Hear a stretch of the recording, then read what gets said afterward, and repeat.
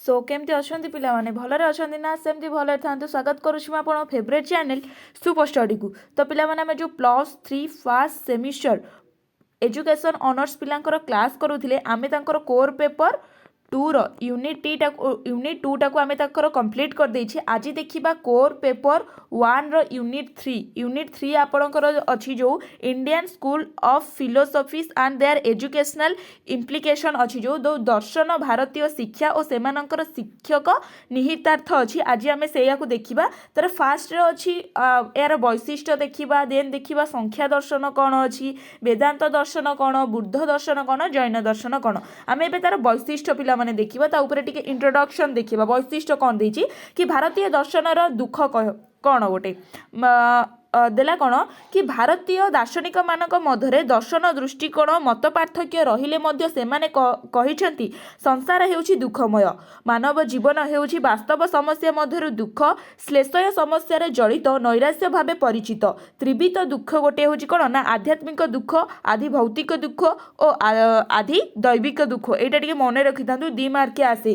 Then आदि आध्यात्मिक दुख कोन ना ज्वर भय माने शारीरिक दुख को आमे बुझे था जोटा कि आध्यात्मिक दुख बट आधि भौतिक दुख कोटा ना प्राकृतिक जोटा जोटा कि मनुष्य पशु पक्षी साप कामुड़ा हो जहाँ भी हो एटा कौन प्राकृतिक आधि दैविक दुख कौन ना भूत प्रेत गोटा है माने आलोकित जनित भूत प्रेत किंतु अंधविश्वास केमती सेटा को बुझाई थाए। देन भारतीय दार्शनिक मानकर अवदान रहिला जीवन में दुख क्लेश उपरे दार्शनिक माने सचेतन करिछंती दुखरु किपरि निवृत्ति पाइबे निजस्व सिद्धांत को दार्शनिक माने उपस्थापना करिछंती। भारतीय दर्शन रे मुक्ति तत्व कौन मुक्ति को बौद्ध दर्शनर निर्वाण भाव में नामित करा जाइछि मुख्य समस्या को मुक्ति कहा जाए।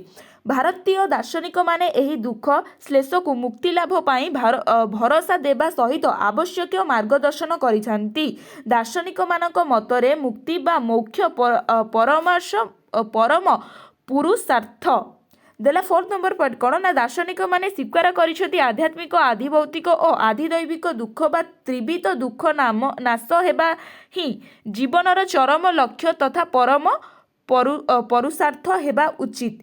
तापरे कौन देला ना प्रकृत रे दुख निवृत्ति निमंते भारतीय दार्शनिक विभिन्न प्रथा तथा प्रथा पंथा उपरे विश्वास करिथांती। मनुष्य जीवन में धर्म अर्थ काम और मोक्ष 4 गोटी पुरुषार्थ हेले हैं से पक्ष को परम पुरुषार्थ नाम रे मान्यता करा जायछि। ए जो धर्म अर्थ और काम और मोक्ष रहिला सेबे से मोक्ष को परम पुरुषार्थ नाम रे मान्यता मिलिछि। भारत दर्शन रे मोक्षर गुरुत्व और प्राधान्य बहुत अधिक होइथिबारु भारतीय दर्शन को संपूर्ण निराशावादी दर्शन बोली कुहा जाई पारिबो नाही। तापरे कौन देला कि अद्वैत देवंत दर्शन मतरे मुक्ति अवस्था को जीवन काल मध्यरे लाभ करा जाई पारे। मुक्ति अवस्था सुख दुख भल मंद नीति अनीति ठारू मुक्ति पाई पारिबो। तापरे कौन पॉइंटा देला कि भारतीय दर्शन रे नियम बा रति एटा सब कौन पिला माने ना वैशिष्ट्य जेतेबेले आपणकर क्वेश्चन आसीबो कि भारतीय दर्शनर साधारण वैशिष्ट्य लेख आपण सब एई पॉइंट गुरा को लेखिबे ठीक अछि। तापरे नियम कौन देला पिला माने प्रकृत रे ऋतु ही भारत दर्शन एक साधारण वैशिष्ट्य भारतीय दर्शनर दुखवाद बा नैराश्यवाद नुहे कारण आश्चर्य ऋषि मुनि मानक शाश्वत और विराट नियम उपरे यह पर्यवेसित। तापरे देला से शाश्वत नियम वेदर ऋतु ये सब आप पढ़ीदेवे एसर किसी बुझा जिनस ना खाली कनसेप्ट बेस जिनस नोट मु आपको बहुत बढ़िया भाव में एमती कहीं तो नोट प्रोवाइड करी। भारतीय दर्शनर कर्मवाद कौन एटा भी आपण एटा सब कौन वैशिष्ट्य रे जीव एठी आसिला पिला माने संख्या दर्शन बा संख्या फिलोसफी एंड एजुकेशन। संख्या दर्शन पिला माने कौन देला कि संख्या दर्शन वास्तव में भारतीय दर्शनर अन्यतम सुप्राचीन और सुप्रसिद्ध जहाँकि महर्षि मानक द्वारा सृष्टि होई सुप्रतिष्ठित होइछि। कहा द्वारा ना महर्षि मानक द्वारा सृष्टि होई सुप्रतिष्ठित होइछि। प्रथम संख्या दर्शन संक्षिप्त परिचय महर्षि कपिल मुनि द्वारा रचित इंपोर्टेंट अच्छी पिला माने शॉर्ट क्वेश्चन आसी पारिबो।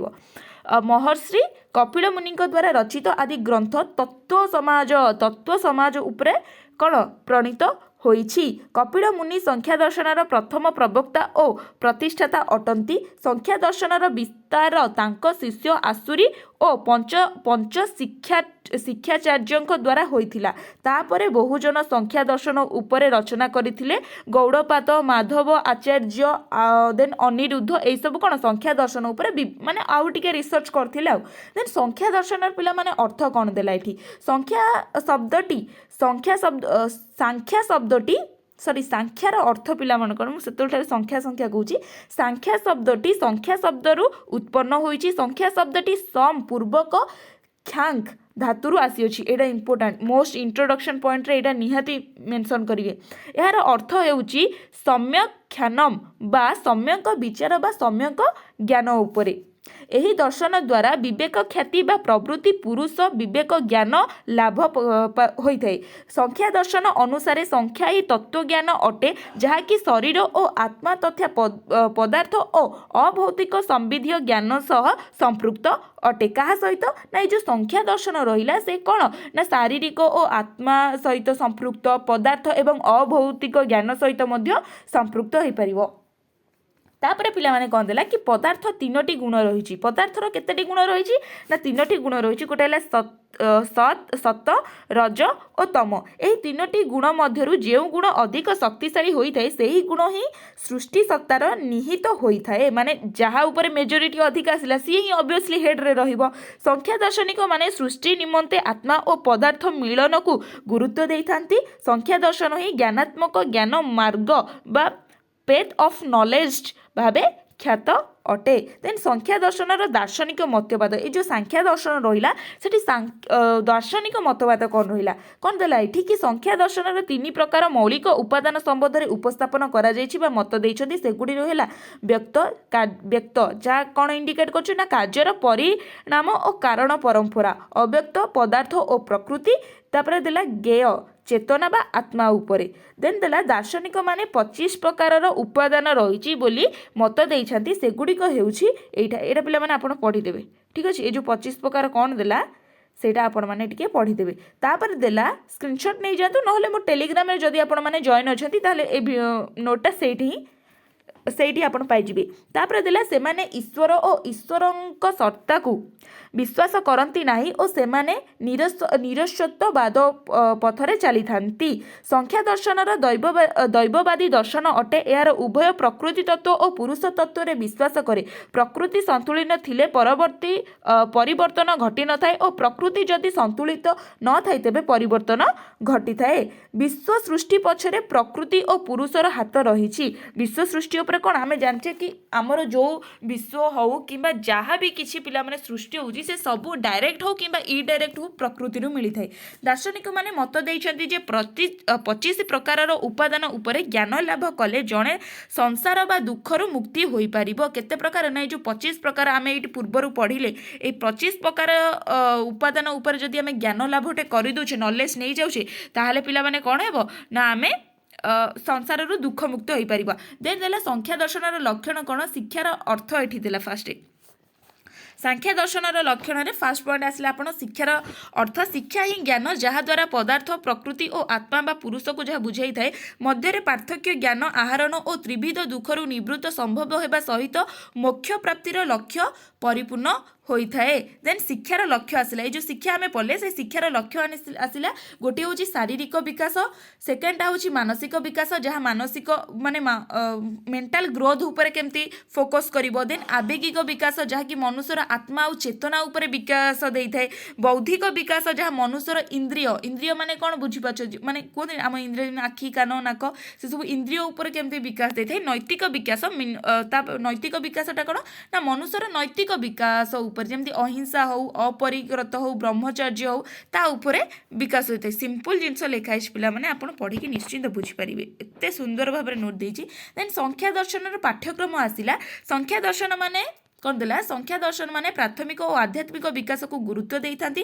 ସଂଖ୍ୟା ଦର୍ଶନ ଅନୁସାରେ ବାଲ୍ୟ ଅବସ୍ଥାରେ ଶିକ୍ଷାର୍ଥୀମାନେ ଶାରୀରିକ ଅଙ୍ଗ ପ୍ରତ୍ୟଙ୍ଗ ଓ ଜ୍ଞାନ କେନ୍ଦ୍ରିକ ବିକାଶ ନିମନ୍ତେ ଆବଶ୍ୟକ ଶୈକ୍ଷିକ ବାତାବରଣର ବ୍ୟବସ୍ଥା କରିପାରିବା ଉଚିତ। ଏହି ସମୟରେ ଶିକ୍ଷାର୍ଥୀମାନଙ୍କର ମାନସିକ ବୌଦ୍ଧିକ ଓ ଆତ୍ମଚେତନାର ବିକାଶ ନିମନ୍ତେ ଭାଷା ଓ ସାହିତ୍ୟ ଶିକ୍ଷା ସାମାଜିକ ପାଠ ପରିବେଶ ବିଜ୍ଞାନ ଗଣିତ ପଦାର୍ଥ ବିଜ୍ଞାନ ଭଳି ପ୍ରମୁଖ ବିଷୟ ଶିକ୍ଷା ଉପରେ ଗୁରୁତ୍ୱ ଦେବା ଆବଶ୍ୟକ। ଦେନ୍ ସଂଖ୍ୟା ଦର୍ଶନ ଅନୁଯାୟୀ କୈଶୋର ଓ ଯୌବନ ଅବସ୍ଥାରେ ଶିକ୍ଷାର୍ଥୀମାନଙ୍କୁ ବିଭିନ୍ନ କଠିନ ବିଷୟଗୁଡ଼ିକୁ ଶିକ୍ଷା ଦେବା ଉଚିତ। ଶିକ୍ଷାର୍ଥୀ ବ୍ୟକ୍ତି ବିକାଶ ସହିତ ତାହାର ଆଗ୍ରହ ରୁଚି ଅଭିକ୍ଷମତାକୁ ଅନୁଭୂତ ଓ ମାନସିକ ସମସ୍ୟା ଆଦିକୁ ବିଚାରକୁ ନିଆଯିବା ଏକାନ୍ତ ଜରୁରୀ ଅଟେ। ସାଂଖ୍ୟ ଦର୍ଶନର ଅନୁସାରେ ପାଠ୍ୟକ୍ରମ ପଦାର୍ଥ ବା ପ୍ରକୃତି ଯାହାକୁ ଆମେ କହିଥାଉ ଆତ୍ମା ବା ପୁରୁଷ ମଧ୍ୟରେ ଥିବା ପାର୍ଥକ୍ୟକୁ ଦର୍ଶାଇବା ନିହାତି ଆବଶ୍ୟକ ହୋଇଥାଏ। ତେବେ ସଂଖ୍ୟା ଦର୍ଶନର ଶିକ୍ଷାଦାନ ପଦ୍ଧତି ଆମେ କେଉଁ ଉପାୟରେ ଶିକ୍ଷାଦାନ ପଦ୍ଧତି ଦେଇପାରିବା ସେଇଟା ଦୁଇଟା, ଗୋଟେ ହେଉଛି ସଂଖ୍ୟା ଦର୍ଶନର ଦୁଇଟି ଉଚ୍ଚ ଜ୍ଞାନ ଆହରଣ କରାଯାଇଥାଏ ଯଥା ବାହ୍ୟ ବା ଇନ୍ଦ୍ରିୟ, ଆଉ ଗୋଟେ ହେଉଛି ଆଭ୍ୟନ୍ତରୀଣ ବା ମନ ଆତ୍ମା ଉପରେ ଦେଇଥାଏ। ସେଇଟା ଯେଉଁ ଦୁଇଟା ହେଲା, ଗୋଟେ ହେଉଛି ପ୍ରତ୍ୟକ୍ଷ କ୍ଷେତ୍ରରେ ଆମେ ଗୋଟେ ଶିକ୍ଷା ଦେଇଥାଉ, ଆଉ ଗୋଟେ ହେଲା କ'ଣ ନା ସିଦ୍ଧାନ୍ତ ପଦ୍ଧତି ଉପରେ ଆମେ ଗୋଟେ ଶିକ୍ଷା ଦେଇଥାଉ। ତ ଆପଣ ଏଇଟାକୁ ପଢ଼ିନେବେ, ବୁଝିଲା। ହଁ, ଶବ୍ଦ ପଦ୍ଧତି ଅଛି, ତୁଳନାତ୍ମକ ପଦ୍ଧତି ଅଛି, ଶ୍ରୁତି ପଦ୍ଧତି ବି ଅଛି। ଆମର ଯେଉଁ ଏଇଠି ପିଲାମାନେ ରହିଲା, ଏଇଠି ଦେଖନ୍ତୁ ସଂଖ୍ୟା ଦର୍ଶନର ଶିକ୍ଷାଦାନ ପଦ୍ଧତି। ଆମେ ଶିକ୍ଷାଦାନ ପଦ୍ଧତି କେମିତି ଦେବା ନା ପ୍ରତ୍ୟକ୍ଷ ପଦ୍ଧତି ଗୋଟେ ହେଉଛି, ସିଦ୍ଧାନ୍ତ ପଦ୍ଧତି ଗୋଟେ ହେଉଛି, ତାପରେ ଶବ୍ଦ ପଦ୍ଧତି ଗୋଟେ ରହିଲା, ତାପରେ ତୁଳନାତ୍ମକ ପଦ୍ଧତି ରହିଲା, ଶ୍ରୁତି ପଦ୍ଧତି ରହିଲା। ଦେନ୍ ସଂଖ୍ୟା ଦର୍ଶନରେ ଶିକ୍ଷକଙ୍କ ଭୂମିକା କ'ଣ ରହିଲା ଏଇଠି ଦେଖନ୍ତୁ। ଦେଲା ପୁରାତନ କାଳରେ ଶିକ୍ଷକଙ୍କୁ ଗୁରୁ ବା ଆଶ୍ଚର୍ଯ୍ୟ ଭାବରେ ମାନ୍ୟତା ମିଳିଥିବା ସଂଖ୍ୟା ଦର୍ଶନ ଅନୁସାରେ ଜଣେ ଗୁରୁଙ୍କୁ ଆଦର୍ଶବାଦ ବିଶ୍ୱାସ ଉଦାର ସ୍ନେହ ନିସ୍ୱାର୍ଥପର ଭାବେ ଗ୍ରହଣ କରାଯାଇଥାଏ। ଗୁରୁଙ୍କ ଉଭୟ ପ୍ରକୃତି ଓ ପୁରୁଷ ସମ୍ପର୍କରେ ଯଥେଷ୍ଟ ଜ୍ଞାନ ଦେଇଥାଏ। ଗୁରୁ ଆଧ୍ୟାତ୍ମିକ କ୍ଷେତ୍ରରେ ଜଣେ ଚର୍ଚ୍ଚା ସାଧକ ହେବା ଆବଶ୍ୟକ। ଗୁରୁ ଶିକ୍ଷାଦାନ ସହିତ ଶିକ୍ଷାମାନଙ୍କର ଭଲ ମନ୍ଦ ସୁବିଧା ଅସୁବିଧା ଜାଣିବା ବି ଇମ୍ପୋର୍ଟାଣ୍ଟ ରହିଥାଏ। ଦେନ୍ ସେହି ସମୟରେ ଗୁରୁ ହିଁ ଶିକ୍ଷକମାନଙ୍କର ପିତାମାତା ଓ ଭୂମିକା ତୁଳନା ବୋଲି କହିଲେ କିଛି ମାନେ ଭୁଲ ହେବ ନାହିଁ। ସେତେବେଳେ କ'ଣ ପିତାମାତା ଗୁରୁ ଭାଇ ବନ୍ଧୁ ସବୁ ଗୋଟିଏ ଗୁରୁ ହେଇଥାଏ। ତ ପିଲାମାନେ ଏଇଟା ଥିଲା ଆପଣଙ୍କର କ'ଣ ଆମେ ଯେଉଁ ପଢ଼ୁଥିଲେ, ଏଇଟା ଟିକେ ରୁହନ୍ତୁ। ହଁ, ସଂଖ୍ୟା ଦର୍ଶନ ଥିଲା, ତାପରେ ଆଉ ସେ ଯେଉଁ ସାଂଖ୍ୟ ଦର୍ଶନର ବୈଶିଷ୍ଟ୍ୟଟାକୁ ଆମେ କମ୍ପ୍ଲିଟ୍ କରିଦେଲା। ନେକ୍ସଟ କ୍ଲାସ୍ରେ ଆମେ ଦେବା ବେଦାନ୍ତ ଦର୍ଶନ, ବୁଦ୍ଧ ଦର୍ଶନ ଆଉ ଜୈନ ଦର୍ଶନକୁ ଦେଖିବା। ଆଶା କରୁଛି ଭିଡ଼ିଓଟି ଆପଣଙ୍କୁ ବହୁତ ହେଲ୍ପଫୁଲ୍ ହୋଇଥିବ। ଆଉ ମୁଁ ଯେତେବେଳେ ଏଇ ୟୁନିଟ୍ଟା କମ୍ପ୍ଲିଟ୍ କରିଦେବି, ମୁଁ ସେତେବେଳେ ସେଇ ୟୁନିଟ୍ର PDF ମୁଁ ଟେଲିଗ୍ରାମ ଚ୍ୟାନେଲରେ ଅପଲୋଡ଼ କରିଦେବି। ରହିଲି, ନମସ୍କାର, ଜୟ ଜଗନ୍ନାଥ।